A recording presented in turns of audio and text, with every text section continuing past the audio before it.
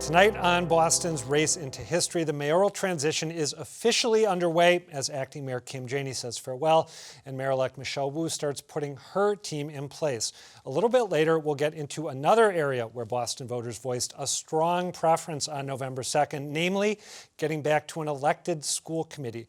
We'll hear from the two city councilors who are leading that push, Ricardo Arroyo and Julia Mejia, about why the backing is so strong and what it will take to make the idea a reality. But first, a bittersweet moment for Acting Mayor Kim Janey this week as she thanked the city's employees.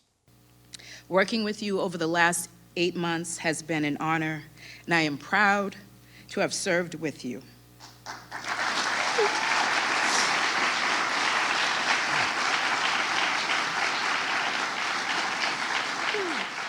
Earlier this year, Janey was celebrated locally and nationally for becoming the first woman and the first Black Bostonian to run the city at length. But then she finished fourth in September's preliminary election, falling short in her effort to stay on for a full 4-year term. Now she is handing the reins to her former colleague and former rival, Mayor-elect Michelle Wu. On Wednesday, Janey said goodbye, touting some big achievements from her brief tenure, from COVID to racial equity to mass and CAS. We came together to distribute vaccines in our hardest hit neighborhoods. We expanded Boston Home Center's first-time homebuyers program and quadrupled the amount of down payment assistance eligible to homebuyers. We also approached the dual opioid and homelessness crisis with a public health lens. In our first week, we connected close to 70 people to housing, shelter, and residential treatment, and no arrests were made as part of this work. Janey also praised her former colleagues on the city council, the body's newly elected members, her former mayoral rivals, and the woman who is about to run the city. While I am proud to be Boston's first woman mayor and the first mayor of color, I am also very proud to know that I will not be the last. I want to congratulate Mayor-elect Wu for leading an impressive campaign and becoming the first woman of color elected to the office of mayor. Mayor-elect Wu has pledged to bring City Hall to the neighborhoods. I know she will lift up those who have been left out of power, and she will build upon my equity and justice work, and she won't be afraid to tackle long-standing problems. Michelle, I am proud to pass the baton to you. Joining me to talk about Janey's farewell and some big early moves by Mayor-elect Wu are Saraya Wintersmith, who covers City Hall for GBH News, and political editor Peter Kadzis. Hello, both of you. Hi, Adam. Saraya, greetings. You have covered a couple mayoral transitions in short succession here. Walsh to Janey and now Janey to Wu. How do they compare? I think that the transition between Janey to Wu is really one of allies who support one another. Janey has done Wu a favor by sort of assuming the role of the villain and acting on mass and CAS, where she could have just been an acting mayor and not taken any action. And I think Wu is doing Janey a favor by really clearly acknowledging the fact that Janey was the first woman to hold the mayor's seat and first person of color to hold the mayor's seat, even though she wasn't a duly elected mayor. So the two women are kind of reinforcing one another's legacy. I've been struck by that as well. The tone has seemed to me really warm throughout this handover process.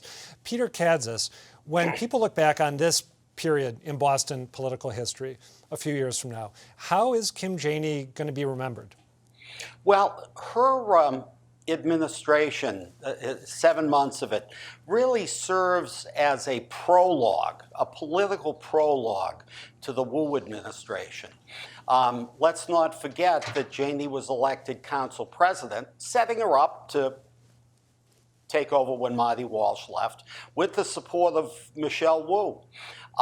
In terms of policy, her continuing the excellent programs of Mayor Marty Walsh is vastly to her credit. COVID was a tricky thing to deal with, and Acting Mayor Janey opened the city up while at the same time keeping COVID at bay, and that's a real accomplishment. Saraya, we learned a little bit more about Mayor-elect Wu's plans for Mass and Cass and the problems that area embodies in a press conference earlier this week. Let's take a look at a bit of what she had to say. The plan is that we need to have access to treatment without barriers, and we need to have low-threshold housing available for every single person. When we see a situation when someone needs services, there has to be resources available for outreach, continuous outreach, resources available to support those providers doing this work on the ground, and then to connect individuals and people with housing, with opportunity, with support and services. Saraya, we also learned that Monica Burrell, the doctor who used to run the State Department of Public Health at the beginning of the COVID pandemic, she is going to be Wu's point person for Mass and Cass, and she's going to be working closely with Sheila Dillon, who's going to stay on as Michelle Wu's housing chief after serving in that same post under Mayor Marty Walsh. I know it's early, but have you been able to discern any sort of pattern when it comes to the appointments that Michelle Wu is making, and I guess the way she set up her transition team too? I think it is early, but between that press conference and the announcement of the transition team, we can see that Michelle Wu is mixing up new faces and kind of seasoned government hands. I think it's interesting that for all of Wu's uber progressive campaigning and her talk of the need for systems change, she's relying on some of the folks who were within the system for a long time to help get her administration off the ground. To her credit, she has made a change to the structure of the cabinet. She's moved the Boston Public Health Commission head back into the cabinet. And one of her transition co-chairs, Mimi Ramos, is somebody who is deep into community, frequently at public meetings, calling out politicians for the decisions that they're making. But the holdovers, the old hand holdovers are really interesting to me. It could just be that it's such a tight timeline between election night win and being sworn in that she needs to rely on people who have expertise to get started. Peter, I was struck by the same dynamic that Saraya just mentioned. You've got Wu campaigning as a proponent of big systemic change, and then, as Saraya said, tapping some people who are steeped in the system she's looking to reform to help her change them. Are we wrong to be surprised by that? Saraya and me, Saraya and I. I'm not so sure I'd say wrong. I might say a little naive, but I don't mean that in a snarky way. Never. Look, Michelle Wu was a member of the political establishment. She didn't garner endorsements from progressives all over the state by not being an insider. Michelle Wu was moving from the talking phase of her career to the doing phase of her career. And Sheila Dillon and Dr. Burrell are two people who know what they're doing. She needs competent people. Take a look at her advisory committee. One name that has attracted very little attention, but which shone out to me, was Micho Spring. Micho Spring is no longer a household word. She once was in Boston politics.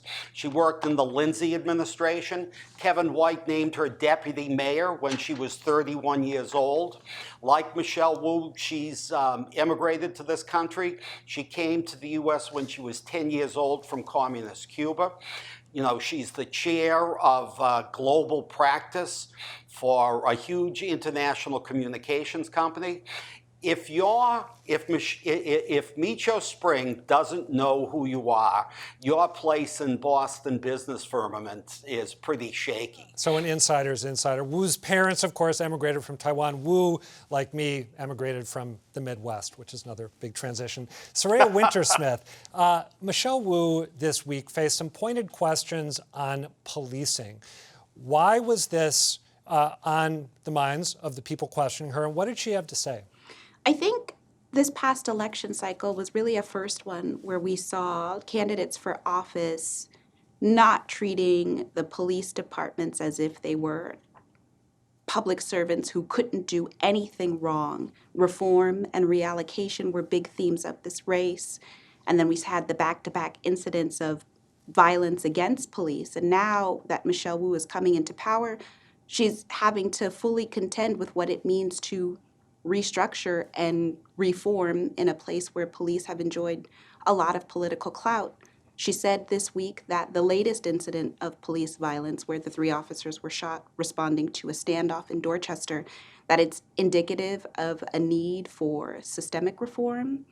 And that bumps right up against the conversation about reallocating police resources to community-based groups to alleviate poverty, to stop crime proactively. And this is controversial, and she's going to have to deal with that. Yeah, she's going to have to deal with the inconvenience of 4 police officers being injured. 1 stabbed, 3 shot. That's not the narrative the public is used to when talking about police reform. By the way, I don't think Wu will waver, but this is a bump in the road for her, and it reminds everyone that being a cop is not an easy job. That's right. Peter Kadzis, Saraya, Wintersmith, thank you as always. Have a good weekend. Hey, happy to do it. Adios. It is not a done deal just yet, but Boston seems to be poised to return to an elected school committee. In a non-binding vote earlier this month, a whopping 79% of Boston voters supported the change, compared to just 21% who opposed it. For skeptics, that outcome may be triggering some unpleasant flashbacks. The school committee was an elected body 50 years ago, when the busing crisis brought some of Boston's worst tendencies to the fore. And at the time, committee members didn't always see eye to eye with then-Mayor Kevin White. That tension led to moments like this. White making an appearance before the school committee in 1976, asking it to work with him instead of against him. I come here today to indicate my support for the new school committee, substantial support, and I'm seeking that you give the same. For the record, the elected school committee didn't always agree with school administrators either. Case in point, this very tense meeting, also in 1976, in which school committee chair John McDonough sparred with Superintendent Marion Fahey. How can you effectively manage our school department without the support, or at least the understanding of the students, parents, officials, and others you so eagerly alienate? It is difficult for the superintendent to hold together field administrators and central office staff administrators when the authority of the superintendent is questioned. After Ray Flynn became mayor in 1983, he pushed to turn the school committee into an appointed body, saying the elected committee was doing a disservice to Boston's public schools. What this is a system that completely fails the school children and the parents of the city of Boston. But there was discontent from the start. Black voters and the black political establishment opposed the change, saying it effectively disenfranchised communities of color. Or, as former school committee member Jean McGuire told GBH News earlier this year, the whole idea of giving up any vote for anything, whether it's dog catcher, if you've got the vote, you don't give away. That's power. Power to shape a system in which deep inequities persist decades after busing, where students of color comprise a majority, and where, right now, the appointed committee often reduces mayoral accountability instead of increasing it. My next guests say it is past time for a change. I'm joined by District 5 City Councilor Ricardo Arroyo and at-large City Councilor Julia Mejia, the co-authors of the Home Rule petition that would make Boston's school committee an elected body once again. Thank you both for being here. Councilor Arroyo, let me start with you. Michelle Wu won a big victory on November 2nd, but the idea of an elected school committee won an even bigger victory. Were you surprised by the level of support? I was not. So I had actually told reporters early in the day, I'd been asked what I thought the result would be, and I said 80%, and that I thought it would win every ward. I do believe it actually won every precinct in the city of Boston, and so that's about as overwhelming as a political victory can be. Yeah, an incredible, emphatic result. Councilor Mejia, can you describe, for viewers who might be catching up on this or need a refresher, what would the structure be of the elected committee that you and Councilor Arroyo are proposing? Yeah, I guess that's where the next steps lie in, is that the way we set it up is that we filed a home rule petition, which is going to open up the public dialogue in terms of what the structure would look like, because we want to do this in deep collaboration with community, so folks don't think that we're doing something to them without them. So the working sessions that will present themselves as that opportunity for us to really work to determine what the structure would look like. There's some conversations around it being hybrid. There's some discussions around whether it's going to be citywide, it's going to be district. So all of those discussions will happen during our working sessions, and we are committed to having a conversation that includes everybody in that process so that it's led by the people.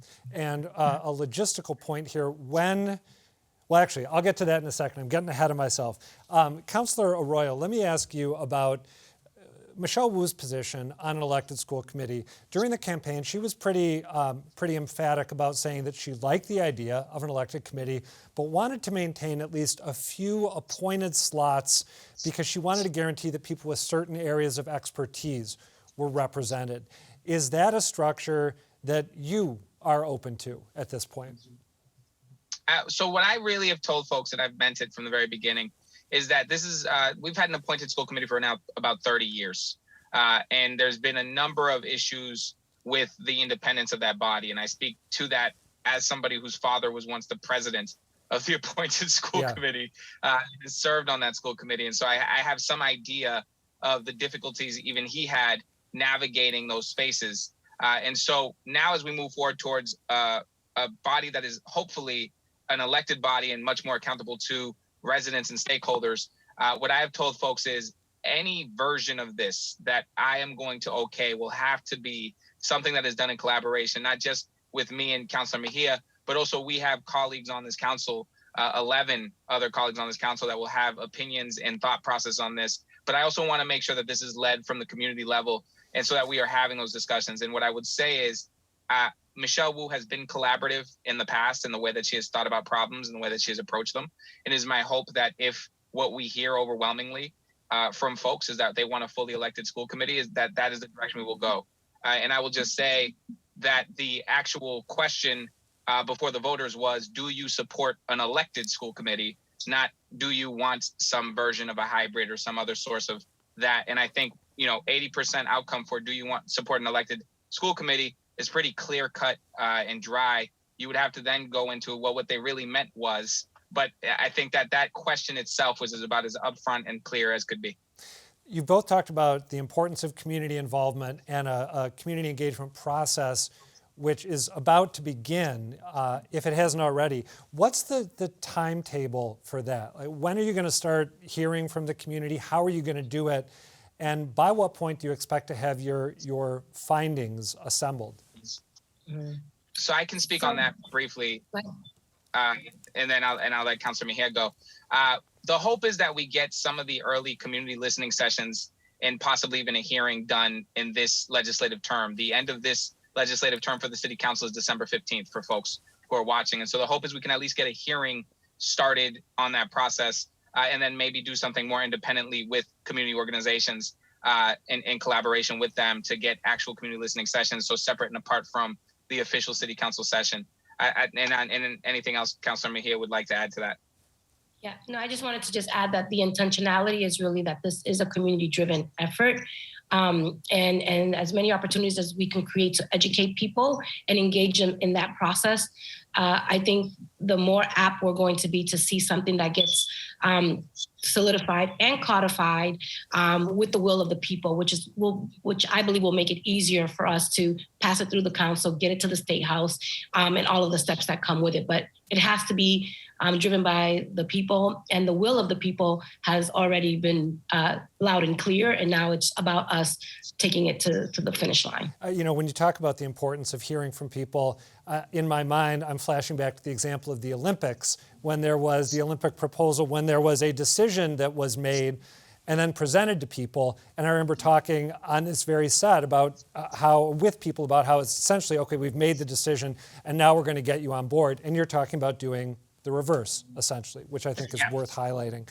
So as you alluded to, Councilor Mejia, because Massachusetts is not big on local control, there's a whole bunch of steps.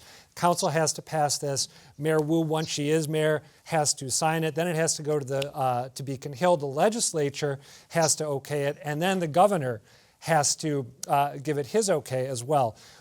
At what point can you right now envision this whole process maybe reaching a close? When might realistically the governor, whoever the governor is, be signing something into law? Yeah, I think the fact of the matter, and then I'll have Councilor Arroyo speak to this as well, but I think the bottom line is that at this point, Boston is the only municipality in the entire Commonwealth that does not have an elected school board. And it is due time for us to really give people back the power. This is a matter of voter suppression. And that we have to see this issue not just around education, but this is civil rights. And I think that now is the time in this moment for the legislators to recognize that Boston is old enough and grown up enough to be able to handle our own business. So they're also going to have to read the room and the Zoom in this point to understand that they don't have any other option but to give us the powers back.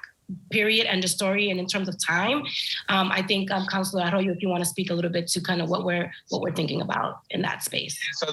So the timeline on this is Charlie Baker will be barring some event. The governor going into next year. He has, I think, 1 year and some change left on his term. That's right. Yeah. And so the goal is to get this on the desk while he is still the governor. And I think the way we would end up doing that is setting up the community process and the hearings now, trying to get them done in this session before December 15th, moving towards the working sessions early next year, so January, February, March, and ensuring that the reason you brought up Olympic 2024, that's an apt situation because that came from top down. And so it's basically like top decision level makers were saying, this is what we're going to do. And the community was saying, whoa, we're not part of this process. We believe that if you make it so that the community is driving that process, it makes it very difficult for any one individual or one policymaker to stand in the way of eventually this reaching the desk of the governor. And so the goal is to build that up with the urgency that an 80% vote determines needs to happen, getting this on working sessions and on the mayor's desk sometime early next year, and then watching that work its way through the legislature up to the governor's office. I want to ask each of you to weigh in on one thing, actually two things, that people have traditionally brought up as sources of concern about the elected committee. And as you said, Councilor Mejia, it seems like, the voters have weighed in, right? Their preference is clear. This is what Boston wants. So I ask you this so that if anyone's watching saying, well, what about this? What about that? You have a chance to maybe put them at ease. What I want to ask you about, Councilor Mejia, is the idea that this will create a whole separate bureaucracy, which will be somewhat expensive. You'll have committee members getting paid, having staff, at a time when the Boston Public Schools, as they usually are struggling with adequate funding. Do you have a sense of how much this may end up costing? Well, so I think there is no price on democracy. Right. So I think it's important for us to recognize that whatever it takes to give people back the power and whatever that price tag looks like, I think it's something that is our responsibility to ensure that we can meet that moment. And I think it's also really important for us to recognize that we're also fighting to have a youth representation on this committee, and then that position also gets paid and that they also have a voting right.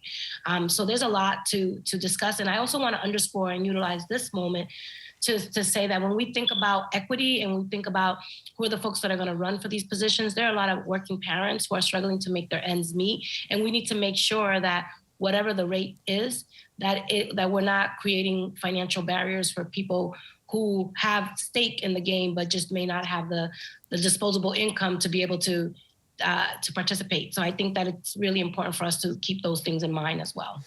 Councilor Arroyo, you're going to get the final word here. Another criticism that was often voiced of the old elected committee, as you know, because as you mentioned, you've grown up with this stuff, is that it became a place for people to basically engage in performative politics, to mug for the cameras. I went back and was looking at old footage. Here we have Marion Fahey, then the superintendent, staring at the camera. John McDonough, the school committee chair, staring at the camera as he rakes her over the coals. And then we have Pixie Palladino, a notorious opponent of busing, winking at the camera. What might you be able to say to anyone who's worried that we'd see a recreation of this ethos when an elected school committee makes a comeback? So I would just say that, one, the city is in a completely different place. We've made strides, very large strides, right? Councilor Mejia and Councilor Arroyo are real things in the city of Boston in the year 2021. Going into 2022, the composition of our city council is history making. The mayor is history making. I think we've never had this much diversity collectively across the Boston delegation at any one point, and that's for the State House. And so I think what we're really looking at is a situation where we believe that Boston is able to responsibly wield the power of their ballot, and that means that the people they are electing are the folks that they trust and believe will be able to do this work. And I would just say that even though the appointed school committee has existed in an appointed fashion and not in an elected fashion, that doesn't make them any less political or individualized or having their own ideas. And I think part of the problem has actually been that in the historical sense of that, when they've had reservations, Regina Robinson comes to mind. My father himself had this issue with Menino. When they've opposed directly a mayor, when they've abstained from a vote or voted in a way that was not the company line, they've been not re-upped. That's a crucial point. Appointed does not mean apolitical. Yes, appointed does not mean apolitical. It just means one man or one woman. Hopefully that goes on for some time. I apologize. We have to leave it there. Ricardo, Arroyo, Julia, Mejia, thank you both. That is it for tonight, but do come back next week when we will officially have a new mayor of Boston. She'll take office just 2 weeks after the election with a strong mandate and some big challenges to confront right away. For now, thanks for watching and good night.